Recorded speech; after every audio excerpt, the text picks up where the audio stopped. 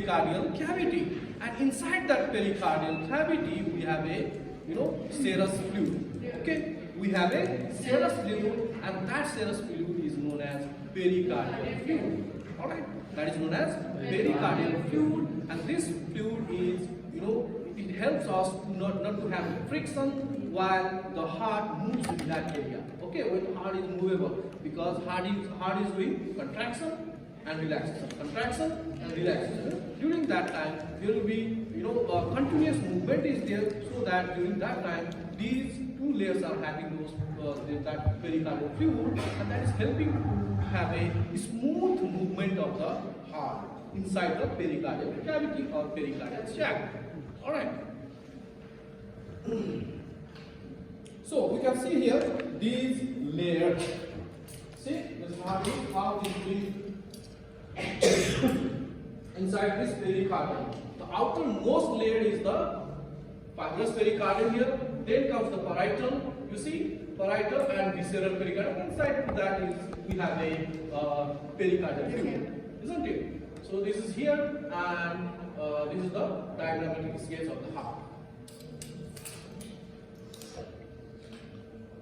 So this pericardium, although this means, if you say generally, if you say this pericardium is covering the heart, kind of in a. You are also coming late. Salman, why you are late today? Why you are late, Salman? Prayer time? This afternoon time is a prayer time? Friday? So, this pericardium, this is covering the heart, but while covering this heart, it forms, like in the case of abdominal cavity, there were spaces, there were gutters, there were recesses, right? What I told you. Likewise, this pericardium also, while covering the heart, during that time, it is forming two sinuses. One is the transverse sinus, another is oblique sinus. That's why whenever you cut the heart through the pericardium, open it, and you enter your hand during the surgery, that time, if you put your hand into the oblique sinus, just go to the transverse sinus. It is like that. And these two sinuses, one is known as transverse pericardial sinus, another is known as oblique pericardial sinus. Is there, right? Transverse pericardial sinus is just posterior to the ascending aorta, but anterior to the superior vena cava. Okay, but oblique sinus is down to that. Let me tell you how these sinuses are located in the pericardial area. See, can you make out here those transverse pericardial sinus and the oblique pericardial sinus? This is the posterior view of the heart. Okay, posterior view of the heart. Here you can see here, this is the arc of aorta you are seeing here. Ascending aorta is here, right? Superior vena cava, inferior vena cava. This one is the thoracic aorta, isn't it? Now you can see here, this is the reflection of the pericardium. You see, these are the reflections. You can't see these pericardium in one single layer covering whole the heart, because there are so many roots of arteries, great vessels. Roots of great vessels are there in the pericardial heart layer, right? Because of that, you can put these pericardial layer into one whole covering. Okay. Can't put them into one whole covering. So what happens here, especially in these roots of great vessels, this type of sinuses are found. That's why one is transverse, another is oblique. So this is been cut sections of this pericardial layers. All right. So above you can see this layer. This is ascending aorta, posterior, because this one is the posterior view of the heart, isn't it? So posterior to the ascending aorta, but it will be taking anterior part of the superior vena cava between two dams. Okay, so and another thing is that these sinuses also helps to separate the great vessels. I mean the veins and the arteries also. It helps to that. Okay, so this transverse sinus is located here, and oblique sinus is, you can see here, this is the gateway of the oblique sinus. So this has been two sinuses are there present because of the reflections of the pericardial layer. Alright. Okay, can you make out this picture here again? We have a fibrous pericardium, then serous pericardium is there. This serous pericardium has two layers, periparietal layer and visceral layer. Alright, if you make out here, this is the layers of heart wall. You can see the most outermost is the fibrous pericardium. You will see that, right? Sorry. Outermost is the fibrous pericardium, then comes the parietal pericardium, then comes the visceral pericardium, and in between that we have a pericardial cavity with pericardial fluid, right? And come to the inside layer, we have a myometrium. Okay, myometrium is so we have a myocardium is there, right? Myocardium is the cardiac muscle, isn't it? You can see the histological slide, diagrammatic sketch here, and the innermost layer, after the myocardium, innermost layer is known as endocardium. So pericardium, fibrous pericardium, parietal pericardium, visceral pericardium. Visceral pericardium is also known as epicardium. Then comes myocardium, and the innermost is endocardium, right?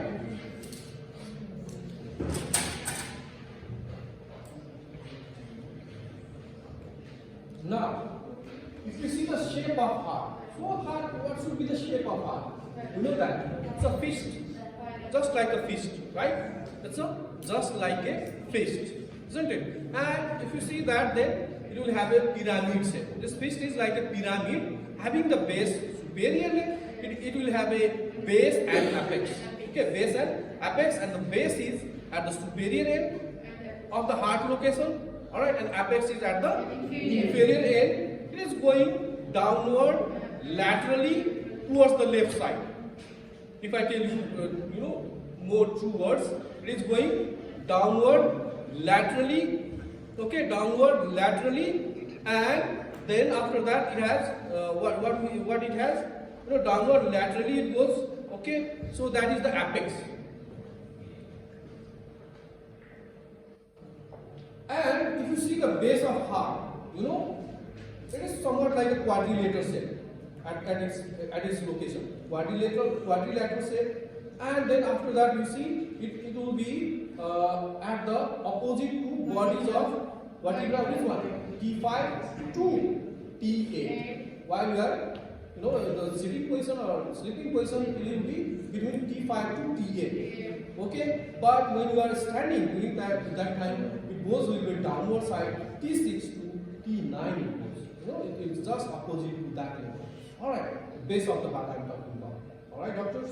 Then apex, if you talk about the apex, then it goes laterally downside, right? Laterally and left side, and it's just at the level of fifth intercostal space. Fifth intercostal space means between which one it is? Fifth rib and sixth rib, right? So between fifth rib and sixth rib, that is the fifth intercostal space. That is from the mid-sternal line.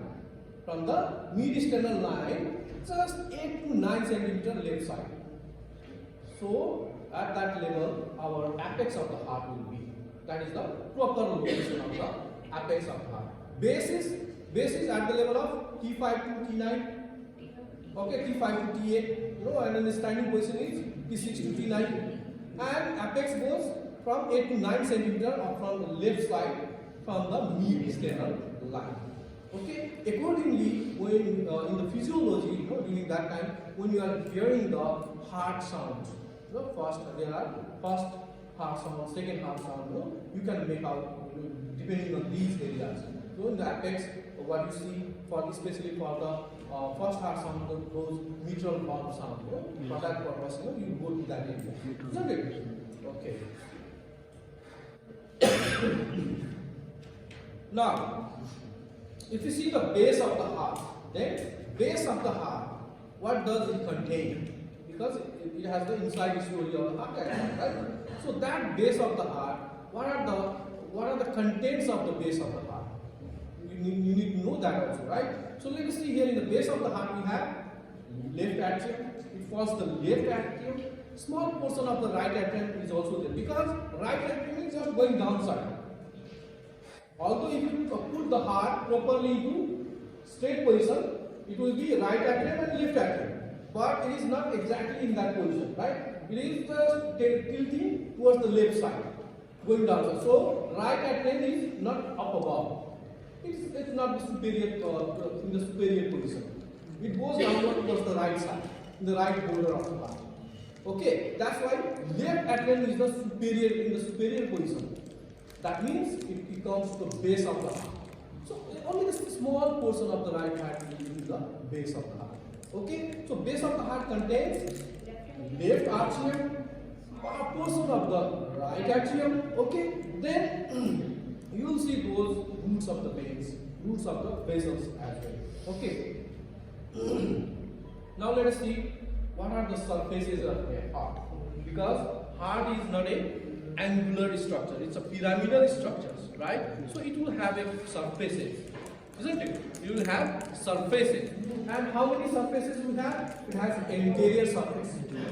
So it will form a anterior surface. Surface-like structure is there. Anterior surface is there. Okay. Then it will have right pulmonary surface, means right side facing the right side, and two sides will have lungs, isn't it? Right side will be the right pulmonary surface. Left side will have the left pulmonary surface. Okay. So anterior surface oriented anteriorly, right pulmonary surface, left pulmonary surface will be there. Okay. And if you talk about margins and borders, then although they have the surfaces, so anterior surface will be there. Alright. And then right and left pulmonary surface, there will be an angle formation, border-like structure will be formation in the margins of that area. Right? So by that, what do we have? We have a right margin, left margin, inferior margin, and obtuse margin. Left side it will be not like an angle. It is more obtuse.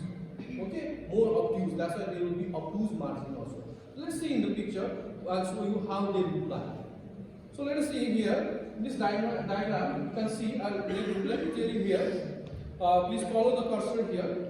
So this one is the anterior surface. This is the anterior surface. You can see here, right? It will form the anterior surface will be here. Right pulmonary surface towards the right lung. Left pulmonary surface towards the left lung. Okay, because here we have a base. Apex is here. Apex of the heart is, you can see, downside, laterally, left side. Base is here. Alright. And inferior margin towards the base, towards the apex side. Diaphragmatic surface is downside, inferior towards the inferior margin side, diaphragmatic surface. And obtuse margin will be just above the apex, in that area. That will be more obtuse, that's why that is obtuse margin. Okay. So these are the surfaces here. And let us see here in this picture as well. So, what else you have? This is more like all those pictures. Base of heart is this one. Okay. You can see in the base of heart those roots of great vessels are there. And left atrium, where is the left atrium? This part you can see left atrium is here, isn't it? More, all the parts of the left atrium, whole left atrium will be situated at the base of the heart. Okay. Then part of the right atrium, you can see part of the right atrium. This is being located in the base of the heart. Okay. And the roots of the blood vessels. There is this one ascending aorta, superior vena cava, inferior vena cava, and pulmonary veins, pulmonary arteries. Alright. Come to the anterior surface now. You can see here in this picture what do we have? In the anterior surface of the heart. See, this one is the anterior surface, isn't it? Anterior surface. and obtuse margin you can see here. This is more obtuse, no? Not a proper border line. Okay, so just above the apex area you can see this one is the obtuse margin. Okay, you can make out these things, right? Diaphragmatic surface. This diaphragmatic surface is just sitting on the diaphragm. Okay, sitting on the diaphragm. That was anterior surface, diaphragmatic surface is there. This is sitting on the diaphragm, and this surface you can see here. In the diaphragmatic surface, you will see this interventricular sulcus is here. This one, this is the posterior interventricular sulcus. This will fall into the diaphragmatic surface. Please remember that. And this interventricular sulcus will divide the ventricles into right and left ventricle. In the external view, this interventricular sulcus, that is, here it is in the diaphragmatic surface, and this is the posterior interventricular sulcus. This one is going to divide into right and left ventricles. Likewise, in the case of anterior surface of heart, let's go back to that. Here you can see here another. This one is anterior interventricular sulcus. Means groove. Groove or sulcus means same, isn't it?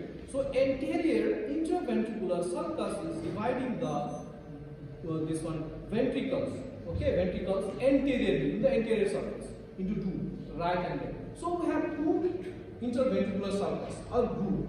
One is at the anterior surface, another is at the diaphragmatic surface. Another is at the diaphragmatic surface. So at the anterior surface, the anterior interventricular sulcus of the groove is dividing the ventricles into two, right, left. Likewise, in the diaphragmatic surface, this posterior, same anterior interventricular sulcus is going back and forms the posterior interventricular sulcus or groove. That is again dividing the ventricles into the right and left ventricles. Okay.